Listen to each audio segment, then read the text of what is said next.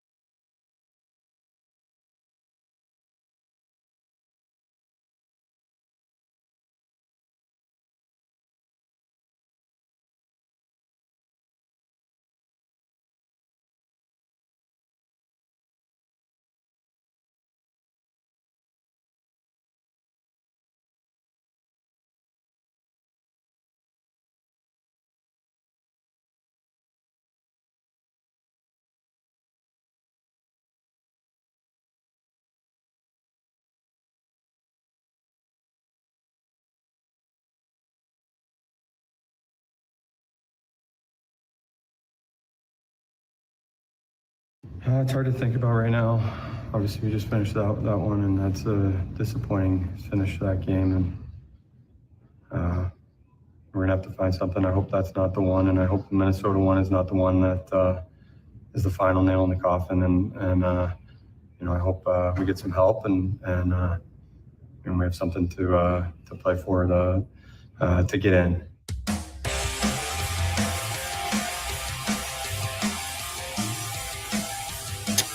That's Dylan Larkin after the game last night. Sounds like you and I feel, right? Sounds really down. Rightfully so. Sure wouldn't want him joyous because there was no reason to be feeling like that at all. He had a goal. He had an assist. He had 5 shots. He was a +1. He did what he could do. All right? So I'm not going to blame it on Dylan Larkin. I'm going to blame it on this entire organization. No one's without blame. No one person is to blame. Welcome back, X's and Bros, on a Wednesday morning, Monday through Friday, 6 until 9. Let's go to the phone lines. Brad's been waiting in Grand Rapids. How are you, Brad? How you doing, man? Hey, morning, Shep. Morning, sir. I know your opinion on baseball. We got to give it a little bit of time before we make decisions, but how much longer can we go with no offense?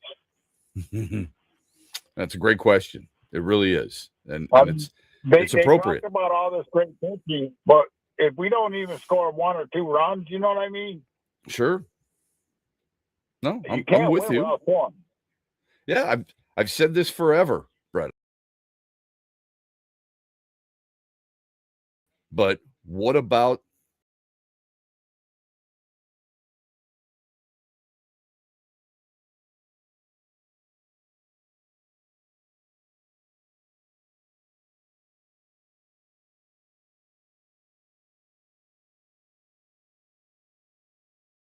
some credit where credit is due? How much of it from at least last night was it Detroit's bad bats, or was it Taj Bradley and doing what he did? 6 1/3, 1 run, 10 strikeouts. Because when Tarek Skubal does it, here's what we do. Oh my God, he's the best there is. Look at what he did to those bats. We give our pitchers all the credit.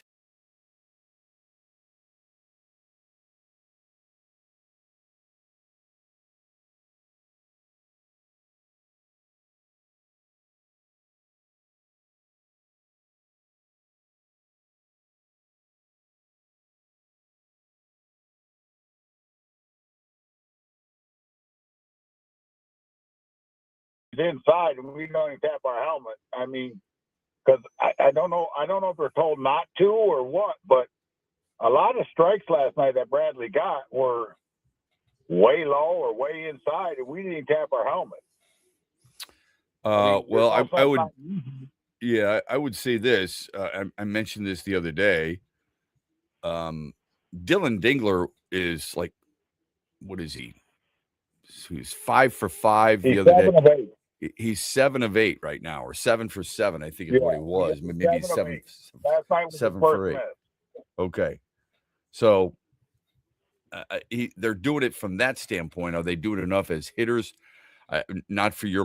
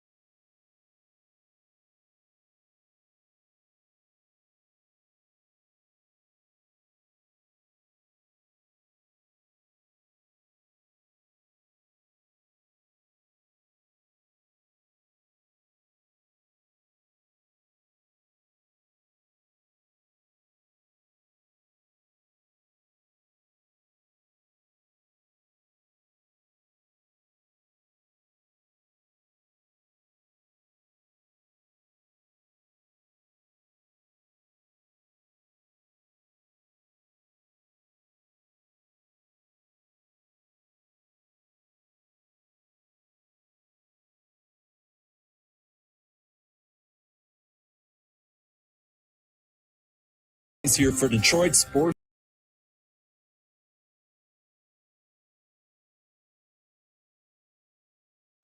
And MLB.com. What's up, Michigan? You're listening to Shep. Don't forget the huge show later today at 3 on the Michigan Sports Network.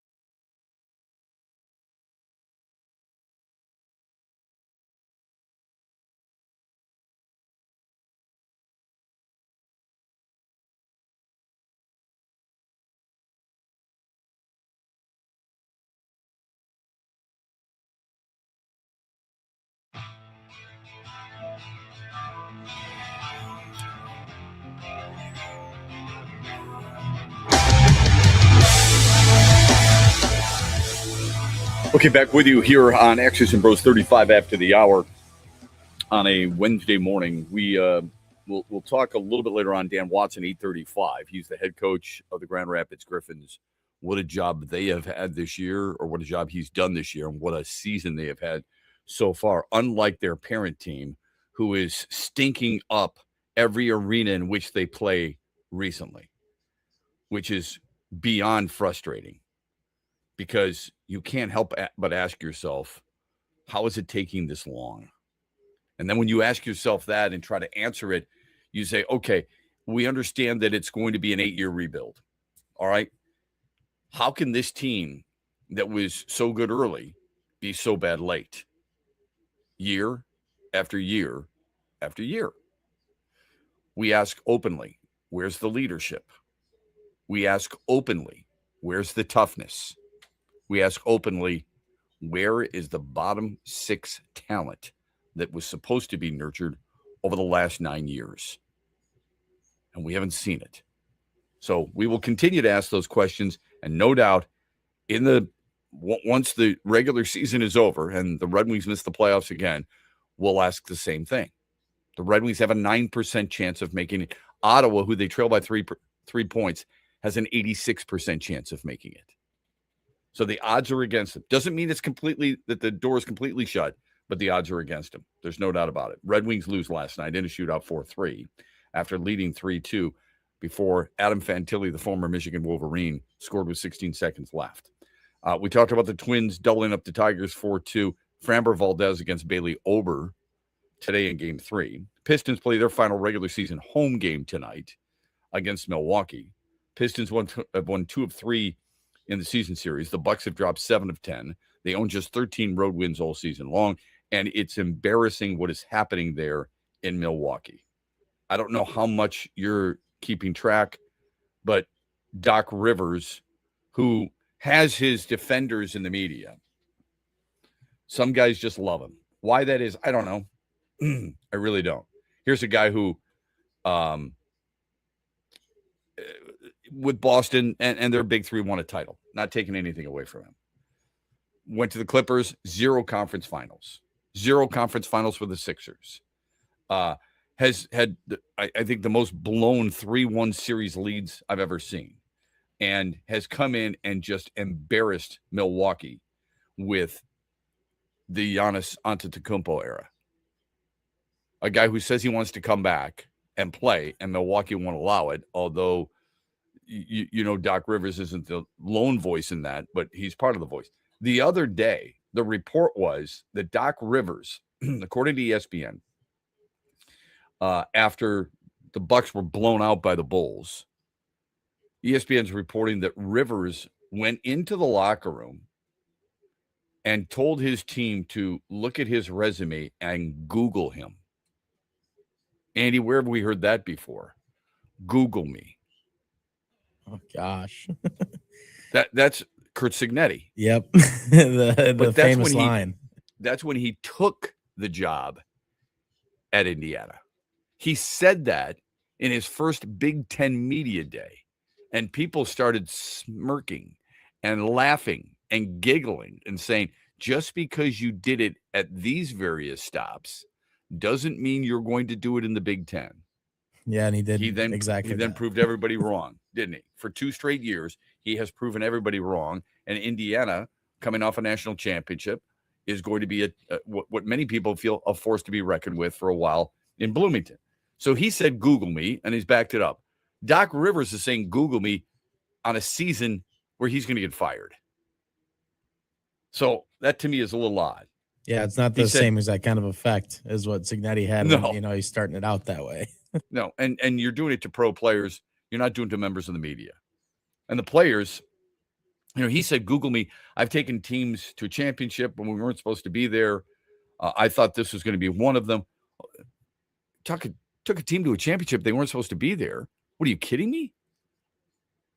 With Paul Pierce and Kevin Garnett and the big 3 in Boston? What are you, nuts? According to ESPN, that was not well received internally. Another example of a disconnect between players and their coach. Okay, good job, Doc. Well done. And this team is in ruin right now because, like I said, Antetokounmpo wants to play, and the team is saying, we're trying to do what's best for the player. And isn't it interesting? In a league that is trying to save some face for the most part, we're noticing pretty regularly where there's a lot of players who want to play, but the teams are holding them back. And the commissioner has fined at least a couple of teams for tanking. Milwaukee will tell you it's not about tanking. This is about the health of the player. Is he healthy enough to play? Antetokounmpo says he is, and he wants to play. The lack of motivation that the team feels from its head coach and the lack of motivation that the organization sees is pretty telling, don't you think? So anyway, there you go. It's Detroit against Milwaukee tonight at Little Caesars Arena. Encouraging news for the Pistons, though.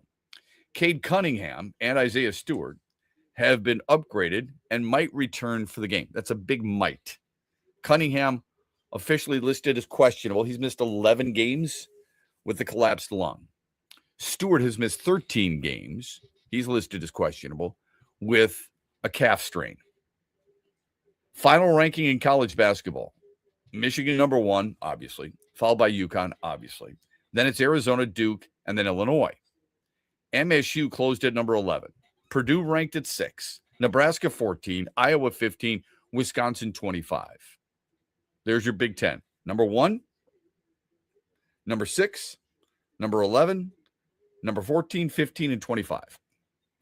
6 of the top 25 teams are from the Big Ten. Michigan this year, and we're still seeing because, they came back to Ann Arbor and they, people were there rooting them on and hooting and hollering, and for good reason, winning their second national championship and the Big Ten's first since 2000. Here's who, based on the final rankings, Michigan has beaten number 2, number 3, number 5, number 6, number 11, number 12, number 14, 15, 16, 18, and 25. That's a hell of a resume. I did see a lot of people. I don't know if you saw this, Andy.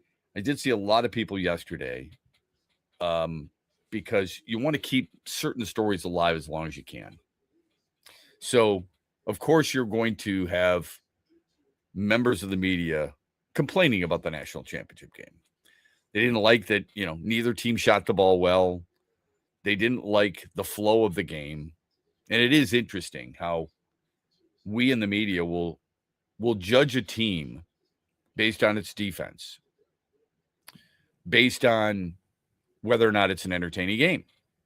Yeah, no, I think I guess if you're not maybe the kind of person that watches every single game, you wouldn't appreciate that. But I think if you could look at it from the other side, that Dan Hurley wanted to do that to Michigan and slowed them down and got them exactly where he wanted them to. I think he wanted to play with them in that kind of game where he kept them under 70 points. For sure. That's a different way of looking at it. But yeah, I think everybody is just focusing on how Michigan didn't play their best game, still found a way to win too at the same time. But yeah, the beauty is in the eyes of the beholder, right? 65 possessions for Michigan. I would have guessed going into the game, if you would have told me Michigan had 65 possessions and Michigan was going to shoot below 40% and they were going to make hardly any threes. What was it? 2 3-pointers? Three 3-pointers. And they were going to score under 70 points. I would say they'd lose. If you told me all that was part of the recipe on how the game ended, I would have said they will lose. And yet they found a way to win. The point is everybody's complaining about 2 things. One, that it was an entertaining game because it wasn't high scoring. And again, this is what I always tell you. Everybody claims to say defense wins championships in every sport. You hear it in baseball, you hear it in football, you hear it in hockey, goaltending, and you hear it in basketball. Defense wins championships. Michigan played unbelievable defense. Yeah, that's what they've been able to lean on all year when things didn't go right for them on the offensive end, too. I mean, no one can score on Michigan inside. That's kind of been their thing. And then here's what you have.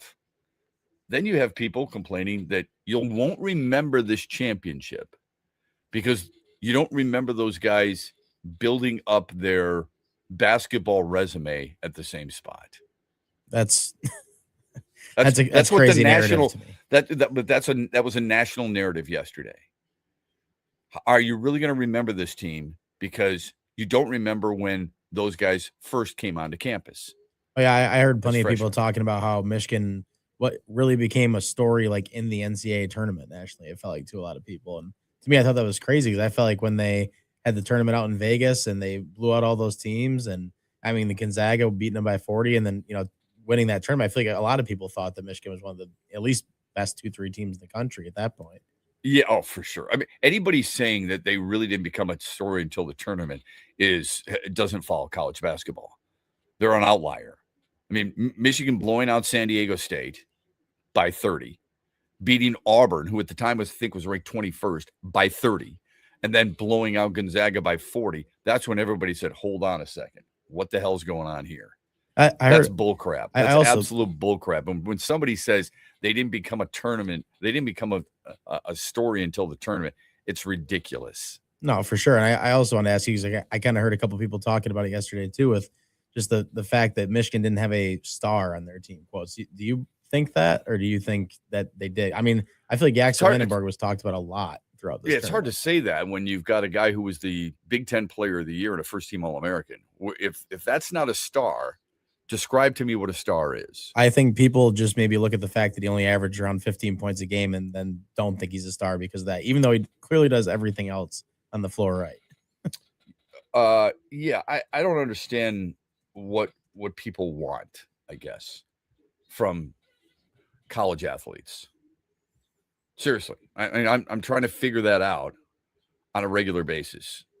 I guess from people, at least in the NBA, maybe it's with points and everything else, but Michigan's team did truly play unselfish, and whenever they really did need it from Axel, he seemed to be able to give it. So to me, I don't understand all the hate on him for being passive at times, I guess. Yeah, I think the beauty of what Axel Vandenberg and what Michigan did was the team player. Do you think he could have averaged more than 15 points per game? Absolutely. If he needed to, I guess if that's the case, you think Keaton Wagler is a better player because he averaged 17 points per game.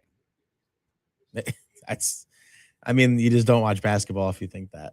That's how I kind of look at it. Yeah, I'm not saying he's going to be the first overall pick, okay? Diambazza averaged 25.5 points per game. Next time, do me a favor. Ask anybody where AJ Diambazza played and see if your buddies know that. Probably wouldn't. Yeah. BYU's the answer. Anyway, he averaged 25.5. I'm not saying that Axel Vandenberg is a better player. It's a system. And we talk out of both sides of our mouths when it comes to sports all the time. Because we feel like certain players have to have a certain number for them to gain our respect. But yet we also say we want team players. It's a team game. This isn't golf. This isn't tennis. This isn't an individual sport. Well, you don't think Axel Vandenberg could have averaged more than 15.2 points or whatever it was per game? Bull, he could have. He didn't need to. His team lost 3 games all year. They didn't lose a road game. And BYU, they ran away with the Big Ten. They ran away with the Big Ten. They set all kinds of NCAA tournament records. I don't understand why somebody would try to take something away from a kid. And I don't know him. And it's not like I have this big Michigan love, but I don't understand why you want to take something away from a kid when he's done it the right way. He's done it in a way where he's helped his team. He's been unselfish so that others on his team could also. This is what this team required. You don't have to have the numbers of Trey Burke. You don't have to have the numbers of Chris Webber. He needed to do what he did, how he did it in order for this team to be successful, and it was. No, and you brought up BYU as an example, and you look at that first game, the NCAA tournament. I was able to watch a lot of that game. It felt like they just constantly leaned on one player the whole time because I don't know, that's just kind of how they circulate. Michigan played like a team all year, and in moments when they didn't have Axel, especially in that championship game, because he clearly didn't look healthy to me throughout most of that game. I think it came in to be huge, especially against Arizona when they still extended the lead when he got hurt. That all matters later on because you play that way all season. Yeah, 100%. I think he's an NBA player. Am I saying that he had a better year than Darius Acuff? No. Okay, because Acuff, I think, averaged like 23.5, and he averaged like 6.5 points per game. He was the SEC Player of the Year. I agree completely. The first guy in conference points to do that since Pete Maravich did it at LSU way back in the day in 69, 70. But that doesn't mean that he wasn't a star. If you're a Wooden Award finalist, and he was along with Acuff and Cameron Boozer and A.J. Diambazza and Braden Smith. Those guys were the Wooden Award finalists. And if you're on the All-American team, and all those guys were, then there's something to be said for that. And I hope people acknowledge that. You don't have to be the leading scorer and the leading rebounder every single season for you to be viewed as a really good player. So that's a little confusing to me. But either way, Michigan beating that many teams in the top 25, pretty damn impressive. Here's the Mitch Lions Wealth poll question. Have one for you every single day. When you think of the Lions, what do you think of? You think of Barry Sanders, Calvin Johnson, heartache, or poor ownership? I think those are the four. It depends on the player, but considering Barry Sanders and Calvin Johnson are the best two players the franchise has ever had, I think it's fair to put those two guys in it. Heartache might win. Poor ownership, until Sheila took over, and some still don't like her, this team was wallowed in losing, consistent losing. Anyway, vote as often as you want at XB Mornings. I've retweeted it at Shep Matt, and we'll give you the results in the 8 o'clock hour tomorrow. When we come back, the media fawning all over this guy again, but he's conveniently missing certain big-time games. And there's a rumor regarding the Lions that seems to be getting a lot stronger. We'll get to that, plus the Tigers issues coming up here on X's and Bros. We're brought to you in this first hour by Mitch Lions Wealth on a Wednesday morning. Mitch Lyons here, founder of Mitch Lyons Wealth, where we create your best game plan to protect, grow, and win retirement. I'm here with Tiger legend Kirk Gibson, who we are proud to support and partner with on the newly opened Kirk Gibson Center for Parkinson's Wellness. Thanks, Mitch. We appreciate your support, and we are excited to have recently opened the center in Farmington Hills. It provides exercise therapy and educational programs that are helping the Parkinson's community, just like Mitch Lyons Wealth helps improve the quality for their clients' retirements. This center helps improve the quality of life for people with Parkinson's. And Gibby, the best part of all is that access to the center is available to the Parkinson's community free of charge, right? That's right, absolutely free of charge for people with Parkinson's and their care partners. You hit a couple of the most famous home runs in Major League history, Gibby, but I feel that your greatest hit will be the positive impact the Kirk Gibson Center is making in the fight against Parkinson's. Mitch, since my diagnosis, I get up every day and focus on winning that day. This center encourages others to do the same. Awesome, Gibby. To learn more, go to kirkgibsoncenter.org.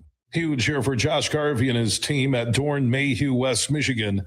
Now, they continue to grow. They got their worldwide headquarters in Troy, Michigan, on the east side of the state. They are worldwide.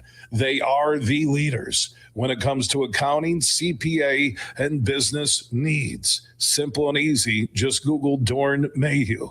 And also, Josh Garvey joins me every Tuesday as we talk hoops with former Michigan and Cleveland Cavaliers head coach John Beilein. Tuesdays, 5 p.m., Josh Garvey, Coach Beilein, and myself, we talk Michigan, Michigan State, and the Pistons. Talking hoops happens all the way through the NBA Finals. And could you imagine if the Pistons are in the NBA Finals? If you ever have a hoops question for us, you can drop it at Huge Show on Twitter, The Huge Show on Facebook, and Talking Hoops every Tuesday at 5 p.m., presented by one of the world's top accounting, CPA, and business firms, Dorn Mayhew.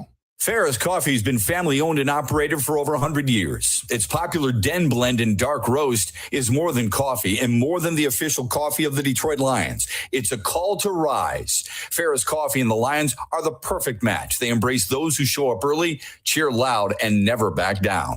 Den Blend is perfectly roasted in Grand Rapids and provides the ultimate fuel for fans who wake up and roar. Whether you're tailgating at the game or cheering from your couch, Den Blend is your go-to coffee for your game day ritual.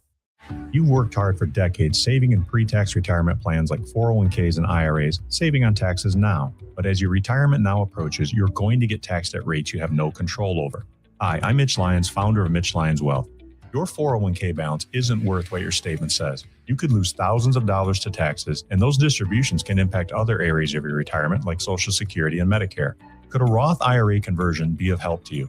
You've probably heard of Roth conversions, but it can be confusing. Should you convert all at once or over time? Where should you pay the taxes from? How do you know for sure? Get our free personalized Roth Blueprint analysis today to find out exactly what makes sense for you. Your Roth Blueprint could potentially increase your lifetime wealth by thousands of dollars. So get your free Roth Blueprint today. Text Blueprint to 844-867-8335. That's Blueprint to 844-867-8335. Or go to MitchLyonsWealth.com, your best game plan to protect, grow, and win retirement. Huge here for Van Andel Institute Purple Community. Now, they're a grassroots fundraising network powered by the volunteers who support VAI's mission to improve health now and in the future. Learn more at purplecommunity.org. The Freddie the Pizza Man Foundation is dedicated to providing support to families and Michigan schools touched by autism. We invite you to join us in supporting these families and schools by making a donation at freddythepizzaman.com. With your donation, you can help provide essential resources that can make a real impact. Visit freddythepizzaman.com to make a donation and to learn more about the foundation's mission. That's FREDI thepizzaman.com. Together, we can make a difference.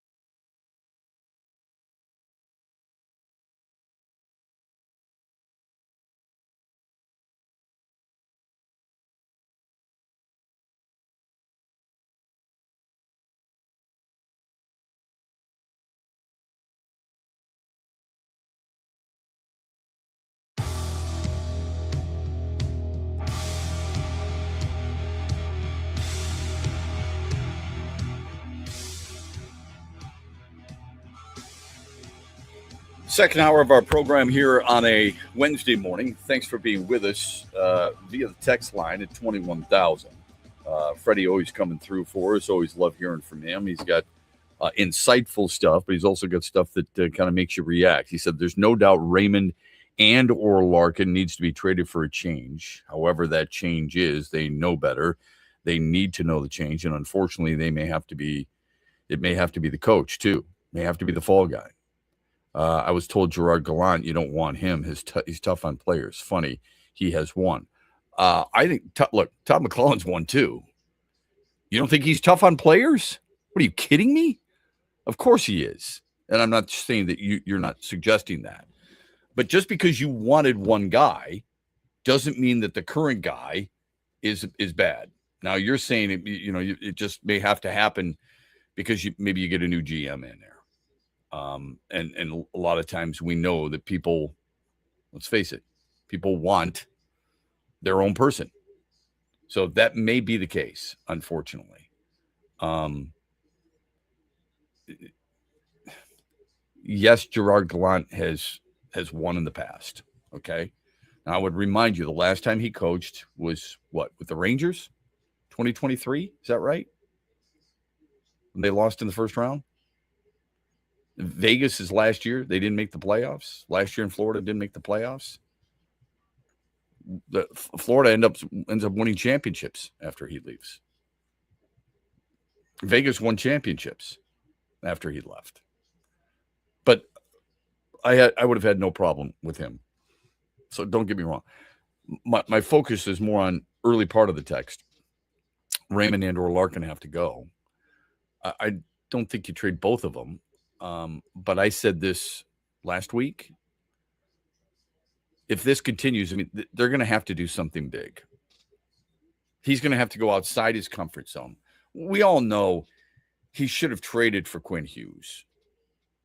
That's armchair quarterbacking. Now, some of us said it while it was taking place.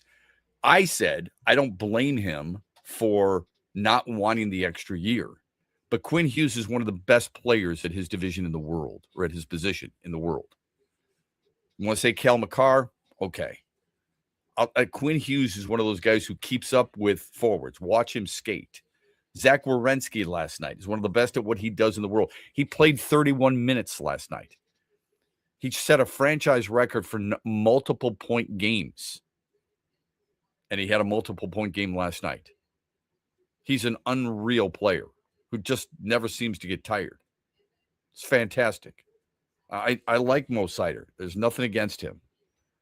But when you look at the best defenseman in the world, and it depends on how you want to phrase that. If you want to go plus minus, you can do that if you so choose. But if you look at time on the ice on a regular basis, Quinn Hughes, he averages 27.5 minutes per game on the ice. That's number one in the National Hockey League. Zach Werenski, 26.5 minutes on the ice. That's number two in the National Hockey League. Mo Sider is number three. So pretty impressive from Mo Sider, who is a plus 19. He's been really good. The other two guys put up points.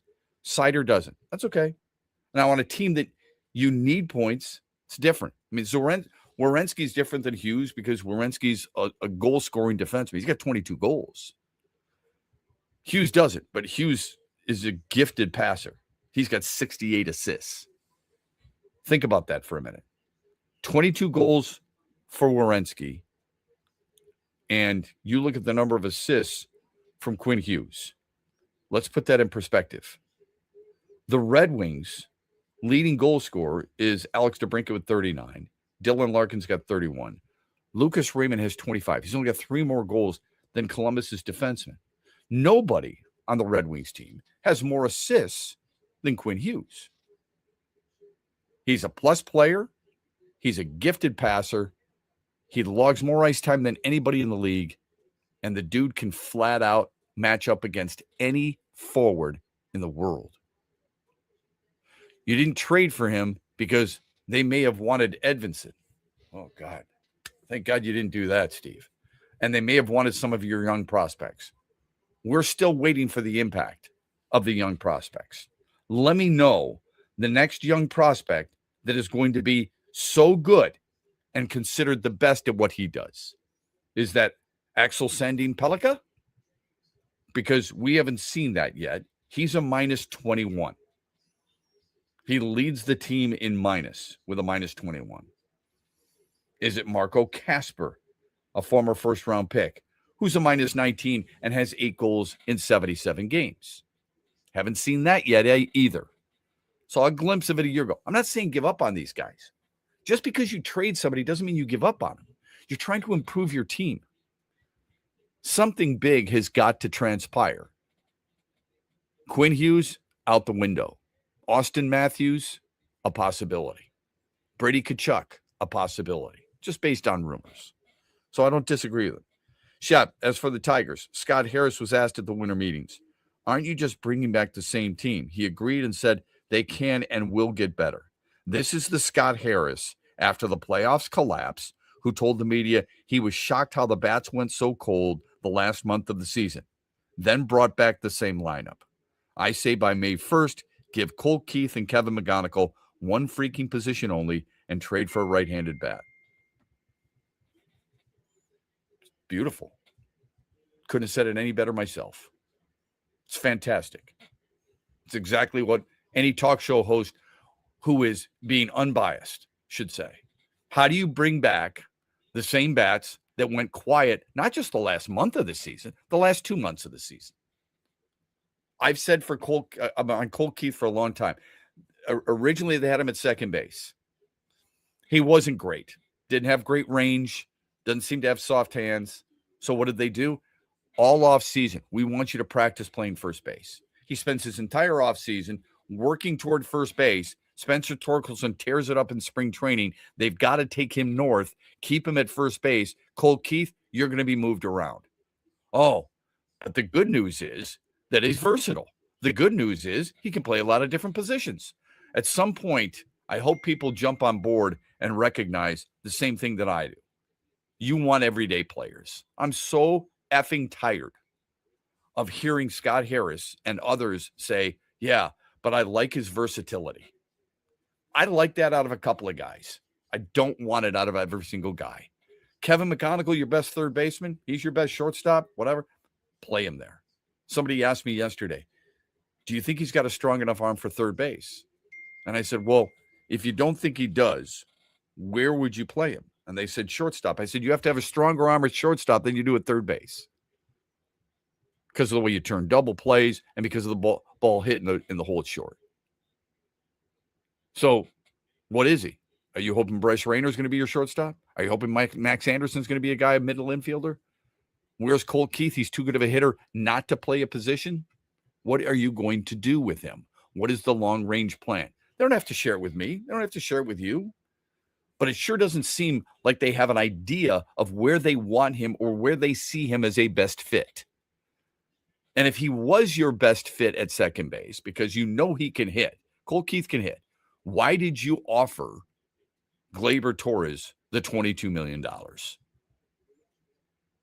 That's the frustrating part. And as much as I like Cole Keith and Kevin McGonigal and Riley Green and these guys and Kerry Carpenter, what do they all have in common? They're all left-handed sticks. Your two right-handed sticks with power are at first base and catcher, and the catcher really hasn't shown much power. He's got a couple of homers this year, but I'm talking about in his career. I like him. I like him a lot. And I want him for sure. All I'm saying is you need another right-handed power bat. That's been obvious since last year, and nothing was done about it. Got to take a timeout. Show is flying by. It's 15 after the hour here on, or 10 after the hour here on X's and Bros. Don't forget Dan Watson, head coach at Grand Rapids Griffins, who had an unbelievable season. He's going to join us at 8:35 rather. And we're going to talk about what his team has done so well, some of the young prospects, and the new practices or the first practices from a new player in Trey Augustine. That's all coming up here on X's and Bros. We're brought to you in the second hour by our friends at Meijer. The Freddie the Pizza Man Foundation is dedicated to providing support to families and Michigan schools touched by autism. We invite you to join us in supporting these families and schools by making a donation at freddythepizzaman.com. With your donation, you can help provide essential resources that can make a real impact. Visit freddythepizzaman.com to make a donation and to learn more about the foundation's mission. That's FREDI thepizzaman.com. Together, we can make a difference.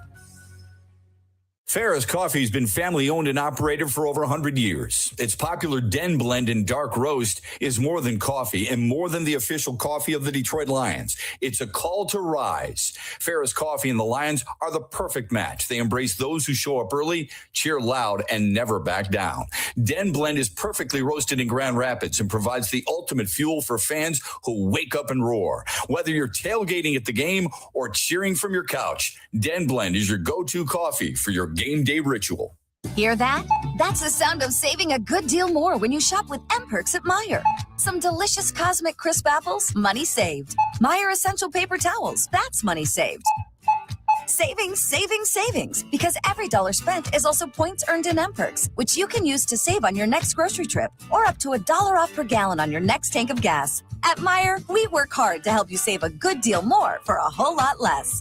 That's bringing more good to life. Exclusions apply. See mperks.com for details. Van Andel Institute Purple Community is a grassroots fundraising network powered by the dedicated volunteers who support VAI's mission to improve human health now and in the future. When you raise funds through the Van Andel Institute Purple Community, 100% of the proceeds go directly to the Institute's research into diseases like cancer and Parkinson's, as well as VAI's science education programs. Learn how you can get involved at purplecommunity.org.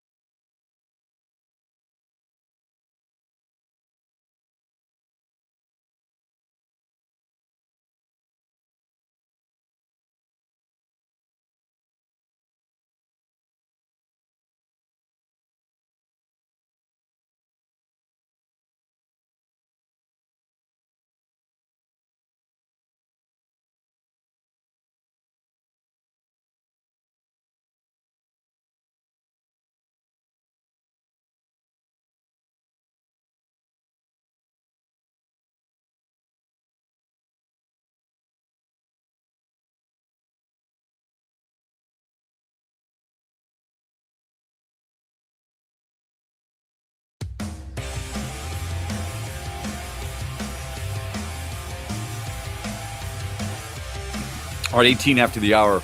Back with you on X's and Bros. Thanks for being with us on a Wednesday. Got a lot of choices. I know you can text us, Sports Radio 21000. You can call us on the Meyer hotline, 866-838-4843. Another text, Shep will say this with confidence. It's if a team today calls with a great deal, trade Tarek now. If this team can hit, they can win the division without him. That's not saying much. I don't want to lose Tarek, especially every single game now. He's thinking of the contract. I'd rather see Harris and the Tigers take the PR hit now versus November. Well, I appreciate the honesty. I'm in the minority because I said trade him 2 years ago. I don't know what it takes. I don't know if this team can win the division without Tarek Skubal, quite honestly. You've got Framber Valdez, and he starts tonight. Casey Mize, who I like Casey Mize a lot. I think he's a good middle-of-the-rotation type of pitcher. I'm not putting numbers on guys, but he's a middle-of-the-rotation pitcher. I don't think you're winning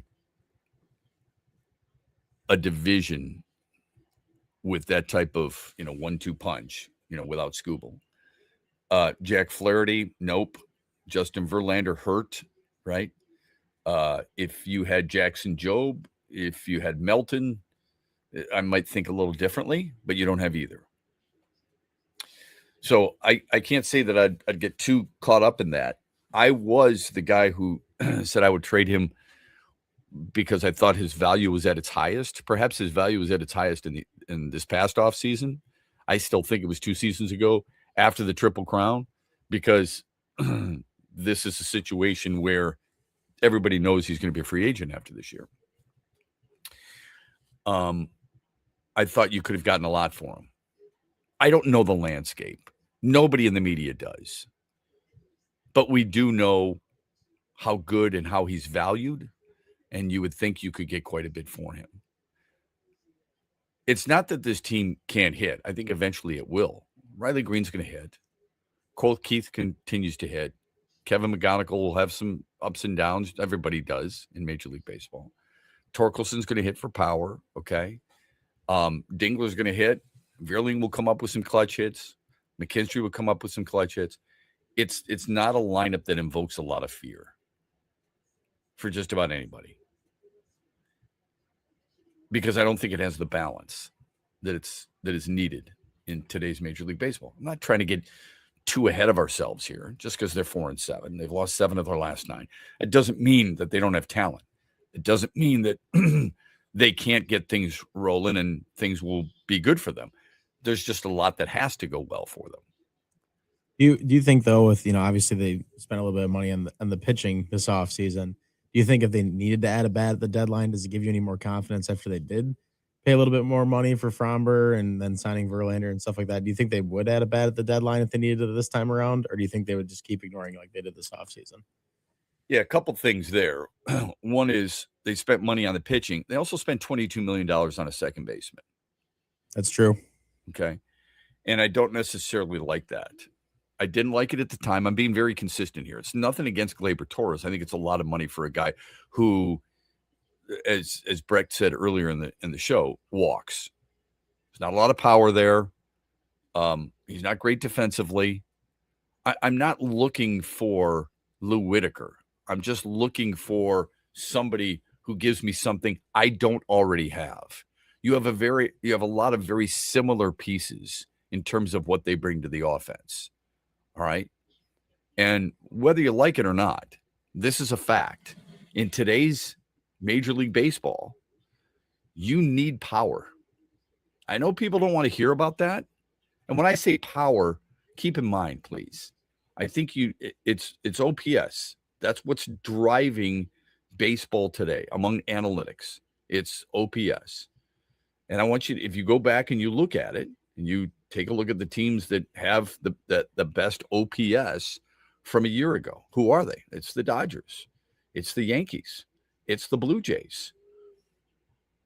It's the Phillies. Those are the teams with the highest OPS.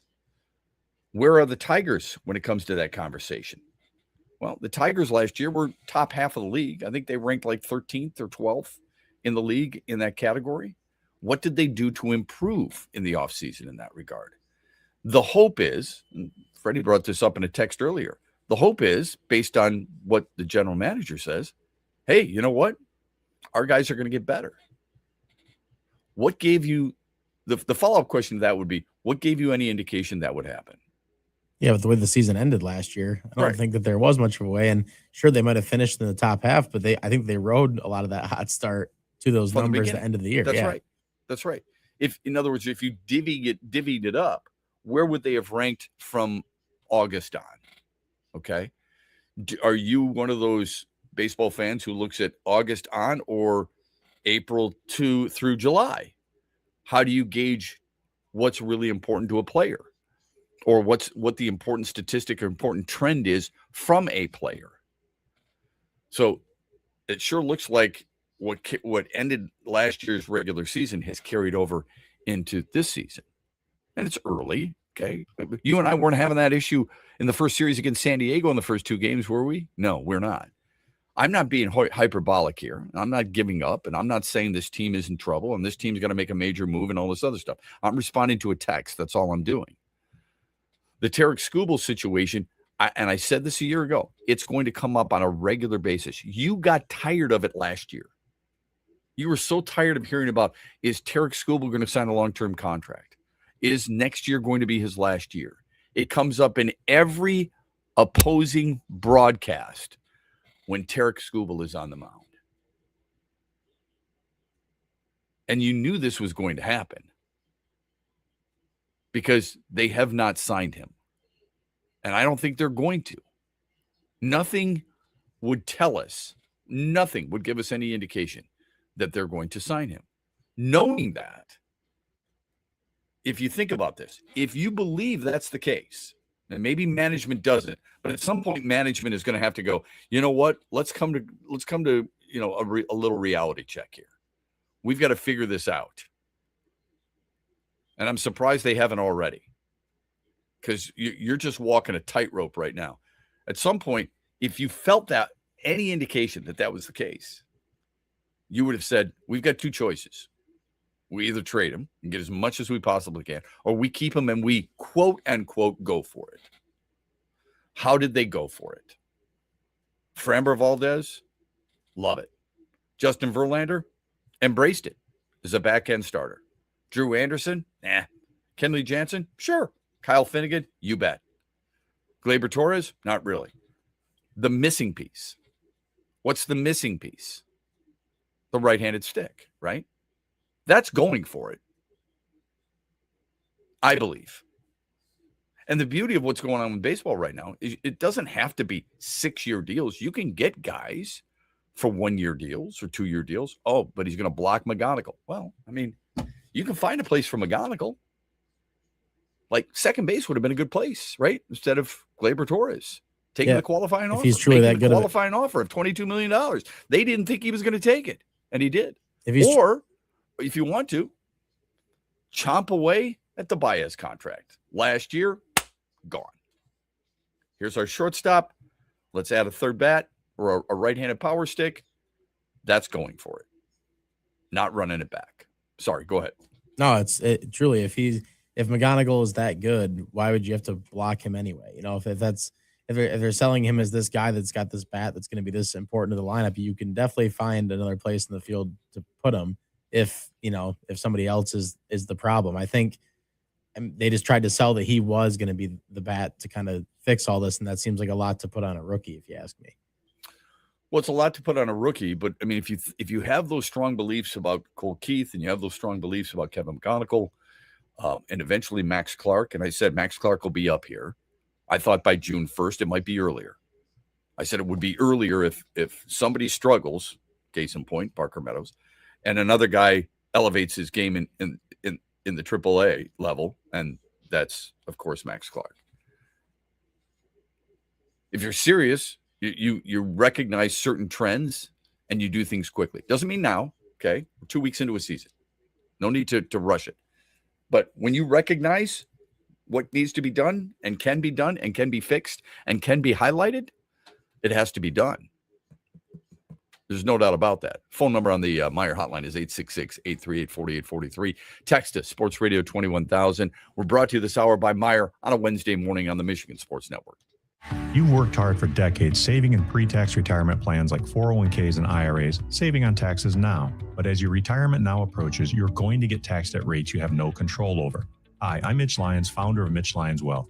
Your 401k balance isn't worth what your statement says. You could lose thousands of dollars to taxes, and those distributions can impact other areas of your retirement like Social Security and Medicare. Could a Roth IRA conversion be of help to you? You've probably heard of Roth conversions, but it can be confusing. Should you convert all at once or over time? Where should you pay the taxes from? How do you know for sure? Get our free personalized Roth Blueprint analysis today to find out exactly what makes sense for you. Your Roth Blueprint could potentially increase your lifetime wealth by thousands of dollars. So get your free Roth Blueprint today. Text Blueprint to 844-867-8335. That's Blueprint to 844-867-8335. Or go to MitchLyonsWealth.com, your best game plan to protect, grow, and win retirement. Farrah's Coffee has been family owned and operated for over 100 years. Its popular Den Blend and Dark Roast is more than coffee and more than the official coffee of the Detroit Lions. It's a call to rise. Farrah's Coffee and the Lions are the perfect match. They embrace those who show up early, cheer loud, and never back down. Den Blend is perfectly roasted in Grand Rapids and provides the ultimate fuel for fans who wake up and roar. Whether you're tailgating at the game or cheering from your couch, Den Blend is your go-to coffee for your game day ritual.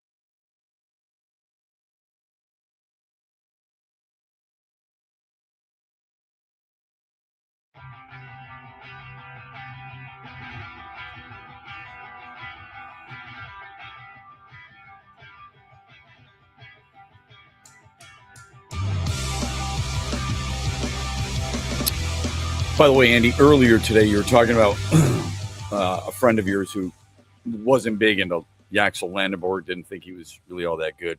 You can remind him of this one too. He's joined Larry Bird this year as the only players in NCAA history to record 600 points, 500 boards, and 150 assists in a single season. Yeah, I mean, that might surprise people. It surprised me, but that's what he's able to do. But that's what it kind of seemed like he was able to do too throughout the year. I mean, not like it isn't obvious that he put up the numbers to beat somebody like that, but you knew that he was doing everything on the floor when you watched him play. I feel. Yeah, look, I mean, there are different ways that you can impact a game, right? And he impacted the game in a lot of different ways, and it's not always about scoring. It is very ironic. Fans talk about that all the time.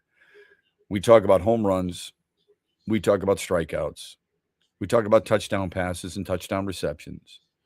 We talk about points. And we talk about goals. And rarely do we acknowledge the difference certain players make in other ways. And I hope we start to get there a little bit more. I thought we would have learned this by now, especially with a lot of the cliches. And cliches are used for a reason because it's true. But with certain cliches, I thought for sure we would kind of take note of certain things that should be done. You know, I mean, then again, you know, we in our society, look at what people are saying about Lamar Jackson. Lamar Jackson shows up at Baltimore camp, the first official day of Jesse Minter, okay? And people are wondering that it's problematic. I mean, Eric Mangini on a TV show said it's a little problematic when you haven't been there in the past. Now that they've transitioned coaching staff, suddenly you're all in. Are you trying to tell me that Lamar Jackson was never all in? It doesn't mean he played great in certain situations, but you're saying he's not all in? He's not all in because Lamar Jackson wasn't showing up to off-season workouts, certain off-season workouts. We've become extremely cynical when it comes to things like that. And I think we've become extremely cynical in the way we watch and acknowledge certain people's accomplishments in sports, which is really too bad. This hour is brought to you by Meijer. The Meijer hotline is 866-838-4843. You can text us, Sports Radio 21,000. We've been talking a lot about the Tigers. I will say this, Kevin McGonigal 2 for 5 last night with 2 RBIs, and the Tigers lost 4-2 to Minnesota. Yeah, I mean, how many people will look at it and go, Taj Bradley outdueled Tarek Skubal. Who would have had that on their bingo card? Nobody, right? Red Wings lose in a shootout. Ottawa blows out Tampa. That means Detroit is now 3 points back in the final wild card spot. Ottawa has the head-to-head. And they also have the other tiebreaker in regulation wins. That's why it was really important to hold on to that 3-2 win. And they didn't do it. Adam Fantilli scoring with about 16.7 seconds remaining. So frustrating. Should the Tigers, now that we have watched Kevin McGonigal a little bit, it's probably not a big enough sample size, right? But there are teams that have signed guys long-term without seeing a huge sample size. Doesn't mean it's always right, and it doesn't mean it always works out. Atlanta really was, I think, the first team to do this. They did it with Ronald Acuna Jr. They did it with Austin Riley. They did it with Ozzie Albies. They did it with Strider. Okay. They did it with Michael Harris. So they signed younger players to long-term deals. It's almost like it was some type of trend that they were trying to establish. There is word that Pittsburgh is going to do the same thing with Connor Griffin. Their 6'3" shortstop who hit .438 at AAA when he didn't make the team coming out of training camp, which surprised a lot of people. Okay. And the belief is that they might sign him to a 9-year deal worth about $140 million. Griffin's salary, I think, while in the majors, is about $780,000. It's about $127,000 in the minors. Massive jump, obviously. Okay. Would you do that with Kevin McGonigal? Would you look at him and say, you know what? Before they did it with Cole Keith, who's a higher prospect? Kevin McGonigal? Kevin McGonigal's the guy. Or Cole Keith. Right. Kevin McGonigal is the guy. Is it fair to say that when you're talking about, I have to remind people of this. The Tigers, in their long history, they've been around since 1901. They've had some incredible players. Okay. Not all of them went to the minors. Al Kaline didn't go to the minors. They have never, in the history of their franchise, Justin Verlander, Riley Green, Spencer Torkelson, as of late, they have never, Travis Fryman, Alan Trammell, never had a prospect as highly ranked as Kevin McGonigal. No, and you almost kind of watched it happen last year in the minors. I mean, I spent a lot of time here in West Michigan, and I covered them a decent amount. It felt like, coming into that season, everybody, when Max Clark would come to the plate, everybody would clap at that stadium. Like, everybody kind of knew who he was. It felt like because of McGonigal's injury the season before that maybe as many people weren't paying attention to him. I mean, it quickly changed when people realized how that guy could hit. And, I mean, he clearly is a special talent, and it's brought him all the way up to this level this quickly. So to answer your question, like about if it'd be worth paying him, I don't know. Knowing the Tigers organization, I don't know if they, like right now, I don't know if they would do 9 years, but I feel like they would try to get something done with him now to avoid the problems later on. Well, I would say I understand where you're coming from. Jacob, you've heard of Jacob Wilson? Yes. Yep. Okay. So in case people haven't, he's with the Oakland A's. The Athletics, whatever the hell they're called these days. Okay. They're just called the Athletics. He signed a 7-year, $70 million contract. Played under 600 MLB games. I'm sorry, under 600 regular season plate appearances. And yet he signed to a long-term deal. What's wrong with that? Brewers did the same thing to Jackson Chourio. Like I bring up the young guys in Atlanta. It's not just them. Corbin Carroll is a phenomenal player. Okay. Did a really good job with Arizona and leading them to the sweep of the Tigers, right? 8 years, $100 million, $111 million.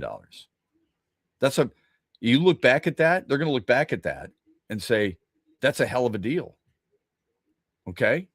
Lawrence Butler, Brent Rooker, all these players that we brought up, when they signed Acuna to an 8-year, $100 million contract before the 2019 season, everybody was blown away that the Braves did that. He ends up being an MVP. He ends up, despite injuries, having a really high career WAR. He's in the last year of that deal now. Do you think it was worth it? 100%. What you're doing is you're gambling, right? Yeah. So instead of getting yourself into a difficult situation like you're running with Tarek Skubal right now, what's wrong with going in on a 9-year contract with a young player who you are convinced, you have to be convinced first, that he has a tool that, and I mean as a baseball tool, thank you, a tool that is virtually unmatched. Yeah, no, for sure. And I think as long as he keeps playing this well, that's just going to, the noise with that's only going to get louder and louder, I think, because people are going to want a deal to get done there. Absolutely. And that's exactly, I think, what the Tigers should be strongly considering. These are things that really good organizations look at strongly and take into account and then do. Tyler Soderstrom's another one. Look at the contract that he signed. And when people are like, oh, it's just certain guys and certain teams or certain teams that do it. No, it's a lot of teams that are looking at this. And it's a way, quite honestly, to save some money. So I think the Tigers should be strongly considering this for a guy like Kevin McGonigal. And I'm sure they are. All right. Shep, the Tigers score runs for Tarek Skubal like the Red Wings score 5-on-5. Well, I brought this up. that first of all, that's funny. It's a good shot at the Red Wings and their inability to score 5-on-5 because we know that. But I would remind you of this. I brought this up last week. You must not have heard it. But in Tarek Skubal's career, I think there's a belief that this team just doesn't score for him, obviously by the text. And obviously they didn't score last night. All right. So I understand the frustration for sure. But when you look at Tarek Skubal's run support, in his career, he has had more games. I don't know how much is enough for you. Okay. But I would remind you that he's had more games in his career of 6 runs or more than 2 runs or less. Actually, last night, now they're even. 41 times in his career, the Tigers have been out there and scored 2 runs or fewer. 41 times in his career, he started a game where the Tigers have scored 6 runs or more. 55 times in his career, the Tigers have scored between 3 and 5 runs. Again, I don't know how much is enough for you. I mean, when you think about Tarek Skubal and what he wants to get paid, I think 3 to 5 would feel like a range where you're going to get a win most of the time out of it, and probably should with how much you're paying him. Yeah, or supposed to be paying him.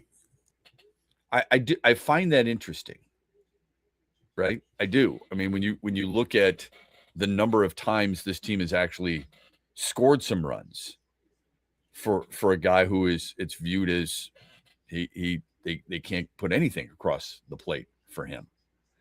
So then it makes me wonder just a little bit, who else would you compare that to? Max Fried last year had 19 wins. He had more than anybody else. In his career, he's had more games of, now he's pitched longer than Skubal, but he's had 44 games. He's had 3 more games than Tarek Skubal has of 2 runs or fewer. He's also had twice as many games with 6 runs or more, for what that's worth. Now, if you want to look at it from strictly a last year standpoint, let's just take let's take 2025 into account. All right. Just look at what his team was able to do for him on the mound. When you get to 19 wins, you lead the league. You're not doing that all by yourself. Last year, as a member of the Yankees, Max Fried got 13 starts of runs 3 to 5, 14 starts of 6 runs or more, which tells you he only had 5 starts where he got 2 runs or less. That's a big deal. That's a lot of support. If you look at Tarek Skubal, let's not even just look at this year so far. A year ago, when he won his 2nd consecutive Cy Young, run support, did he have more runs or more games started with 2 runs or fewer, or more games started of 6 runs or more? He had more games start of 6 runs or more than the other. 10 of his starts a year ago, he had 6 runs or more. In fact, 22 of his starts last year had 3 runs or more. Again, 3 runs doesn't seem like a lot to me. For the best pitcher on the planet, it probably should be. Okay? And I say this with great respect for Tarek Skubal, because I have the utmost respect for him, for his ability and what he's done. Can we put it in perspective? I just said Tarek Skubal had 10 games of 6 runs or more, 10 starts last year of 10 runs or more, or 6 runs or more. Let's put it in perspective with Paul Skeens, who is widely viewed as, by some, as the second best pitcher in the world. Paul Skeens had only 6 starts of 6 runs or more for the Bucks. 13 of his starts, he was saddled with 2 runs or less. You talk about a pitcher that doesn't get any run support, he's the guy.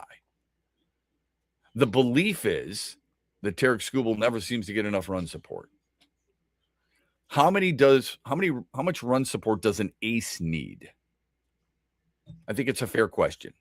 Before we start feeling sorry for him, I'm just asking, at what point do you have to look at it and say, you know what? That should be enough for that guy. That's up to us. I mean, what I may say, what Andy may say, what you may say might be totally different. But that's the guy who is supposed to shut the other team down. Right? Herb Brooks? Shut them down because we can. He's supposed to I'm not asking for a shutout every single time. He gave up 4 runs yesterday. Is that too many? Or is that acceptable for you? If he had an earned run average of 4, you're okay with that? If that's the way it ended last year, you would never say, I'd pay that guy $400 million, give him a blank check, do what he's got to do. You would never say that. Couldn't agree more. I think that's where I think with the run support thing that you're talking about, I have to wonder towards the end of the season, I would imagine when the Tigers weren't driving in any runs at all, that probably would be maybe when like he wasn't getting as many runs when he was starting, and maybe people have a recency bias because of that. But for sure they do. And I can see all that and understand all that. But yeah, for the most part, when you brought the part of 6 runs or more, I would definitely guess 6 runs or more, because it felt like the first, I don't know, through basically up till August, he could do no wrong. Even he didn't give up any runs anyway, but a lot of his games did seem to be lopsided when he was out there, where they just won by a lot and he didn't have a lot of pressure pitching towards the end of those games. So obviously he can perform both ways for the most. He's proved that in his career, but yeah, it's just it's interesting to think about how people take that into account, I guess. Yeah, no, don't disagree with any of that. We shape certain information the way we want it to fit our narrative. I'm just giving you facts, and then you can decide from there. I do think we have to be very careful on just assuming that this is the way it is, and it's always been that way. When quite honestly, if you look into the numbers, that's not necessarily true. I said this last week about the NBA MVP. It's coming to fruition. We'll explain when we come back here on X's and Bros. Don't forget, bottom of this hour, we've got Grand Rapids Griffins head coach Dan Watson. He's going to join us to talk about the success of his team, the young players who he feels are on the verge of helping the parent team sometime soon, because we all know they need help. This hour has been brought to you by Meyer. Stay with us. Huge here for the Michigan High School Athletic Association. You can stay up to date on the latest from Lansing 24/7 at MHSAA.com, at MHSAA on Twitter, and MHSAA on Facebook. The latest news, press releases, and stories connected to every high school in the state of Michigan, available for you 24/7 from the Michigan High School Athletic Association. Log on to MHSAA.com, at MHSAA on Twitter, and MHSAA on Facebook. And if you're looking for archive boys and girls high school sports, MHSAA.TV. That's MHSAA.TV. 24/7, everything you need to know about high school sports in Michigan. Log on to MHSAA.com. Farrah's Coffee has been family owned and operated for over 100 years. Its popular Den Blend and Dark Roast is more than coffee and more than the official coffee of the Detroit Lions. It's a call to rise. Farrah's Coffee and the Lions are the perfect match. They embrace those who show up early, cheer loud, and never back down. Den Blend is perfectly roasted in Grand Rapids and provides the ultimate fuel for fans who wake up and roar. Whether you're tailgating at the game or cheering from your couch, Den Blend is your go-to coffee for your game day ritual. The Freddie the Pizza Man Foundation is dedicated to providing support to families and Michigan schools touched by autism. We invite you to join us in supporting these families and schools by making a donation at freddythepizzaman.com. With your donation, you can help provide essential resources that can make a real impact. Visit freddythepizzaman.com to make a donation and to learn more about the foundation's mission. That's FREDI thepizzaman.com. Together, we can make a difference. Van Andel Institute Purple Community is a grassroots fundraising network powered by the dedicated volunteers who support VAI's mission to improve human health now and in the future. When you raise funds through the Van Andel Institute Purple Community, 100% of the proceeds go directly to the Institute's research into diseases like cancer and Parkinson's, as well as VAI's science education programs. Learn how you can get involved at purplecommunity.org. Hear that? That's the sound of saving a good deal more when you shop with M-Perks at Meijer. Some delicious Cosmic Crisp apples, money saved. Meijer Essential Paper Towels, that's money saved. Savings, savings, savings. Because every dollar spent is also points earned in M-Perks, which you can use to save on your next grocery trip or up to $1 off per gallon on your next tank of gas. At Meijer, we work hard to help you save a good deal more for a whole lot less. That's bringing more good to life. Exclusions apply. See mperks.com for details. What's up, Michigan? You're listening to Shep. Don't forget the huge show later today at 3 on the Michigan Sports Network.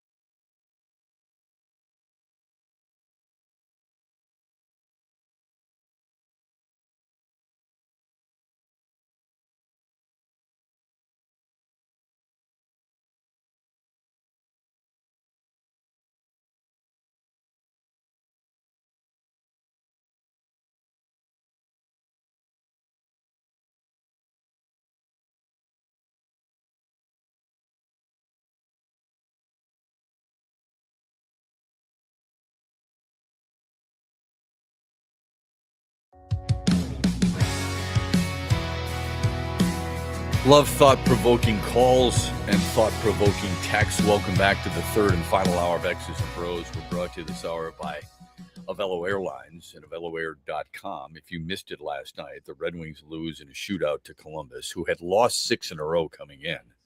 Detroit failed to hold a 3-2 lead with 17 seconds remaining. Adam Fantilli scores. It goes to overtime. Detroit dominates the overtime but can't cash in.